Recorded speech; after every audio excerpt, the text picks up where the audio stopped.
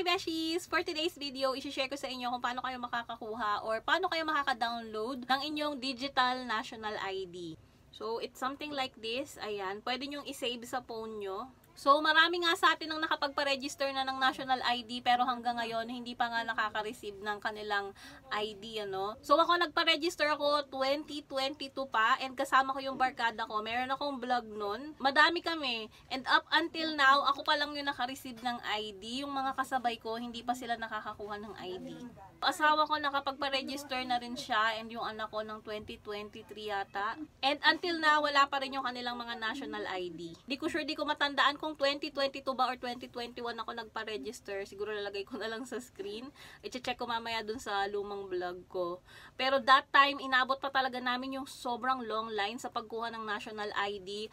As in, talaga nagpunta kami ng 7 AM. Nakauwi kami siguro mga 5 PM na. As in, maghapon kaming pumila ng mahaba. Nagutom kami sa pila, you know. Yung pumila ka ng maghapon, talagang grabe. Nakapagpa-register naman kami that day. Pero nga nung nagpa-register yung asawa ko, late na siya nagpa-register eh. Kasi kami nung umpisang magpa-register agad kami. Yung asawa ko nung nagpa-register siya, wala pa yatang 5 minutes. Nung dumating siya doon, siya lang yung tao, siya lang yung inasikaso, and nakauwi agad siya. As in, sobrang saglit lang. Kasi nga, yung iba na sobrang tagal nang nakapag-register, wala pa ring ID ngayon. And ang dami nga naghihintay ng ID nila, no? Nag-launch ang PSA last June 2024 ng digital ID. So, yung digital ID, ma-access mo online. Pwede mong i-save sa mobile mo, sa phone mo. And hindi ko sure kung saan siya pwedeng gamitin na. Sabi, pwede mo siyang magamit at ipakita kung kailangan mo ng identification or ng ID. But, hindi ko pa rin sure. Hindi ko pa na-try. Wala pa rin akong nabasa na nagamit nila yung kanilang digital ID. But, I think, pwede to sa mga online transactions, like kung halimbawa kailangan mo mag-download ng ID to some online transaction, like yung mga siguro bank or GCash or whatever, ganun. Yung mga nagre-require na mag-download ka ng ID online, I think pwede to. But in my case, kasi yung anak ko kailangan niya ng ID, hindi namin ma-verify yung GCash niya, matagal na. So nung naikuha ko nga siya ng NBI clearance, akala ko magagamit namin yun para ma-verify yung kanyang GCash, pero hindi siya pwede. As of now, hindi tumatanggap ng ibang ID yung GCash, maliban sa UMID, PLCs. Basta yung mga primary IDs lang yung tinatanggap ng GCash right now. And nakita ko doon na pwede na rin yung e-Pill.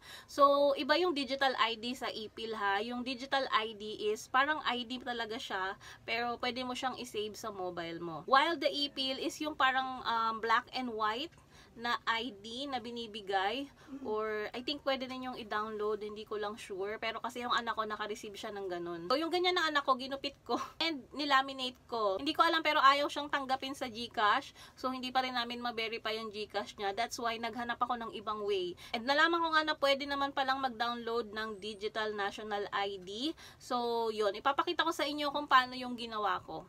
So, ilalagay ko na lang yung link ng website kung saan kayo pwede mag-download ng inyong digital national ID sa description box or sa comment section. So, pag-click nyo ng link, dito kayo mapupunta. Ilalagay nyo dyan yung first name nyo, middle name, last name, and then yung birth date.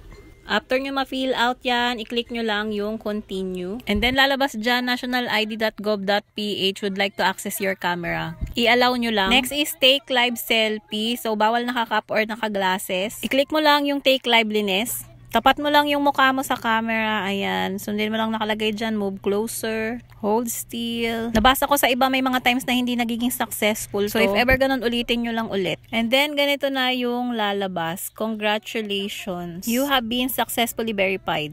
And makikita mo na dyan yung digital national ID mo. Pag itap mo yan, yung likod naman ng lalabas. Scroll mo lang pababa and makikita mo download digital ID. I-click mo lang yun. And ayan, lalabas na yung digital ID mo. Sa iPhone, hindi ko siya ma-download. Pero sa Android, lumalabas yung download PDF. Kung di mo siya ma-download, pwede mo rin siyang i-screenshot. Pero mas maganda yung ma-download mo yung PDF. Mas malinaw siya. Pinrint ko nga siya sa photo paper para i-scan sa GCash. Para i-verify yung GCash ng anak ko. Na-scan naman siya and ayan, verifying na yung account ng anak ko. Maghihintay na lang ng 24 hours.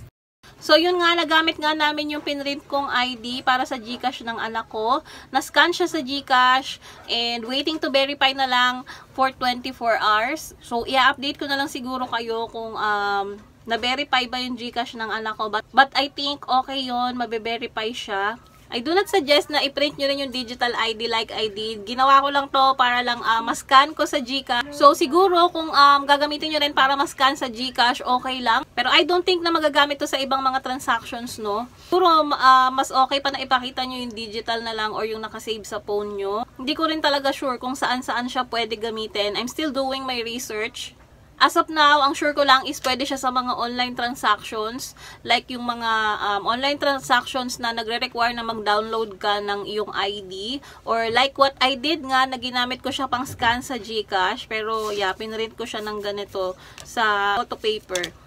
So, yung original na digital ID is PBC. So, yeah, hindi rin pwede yung ganito na ipiprint natin and ilalaminate. So, if ever maka-download kayo ng mga digital national ID nyo, ayan, i-try nyo na lang din kung tatanggapin siya sa ibang transaction.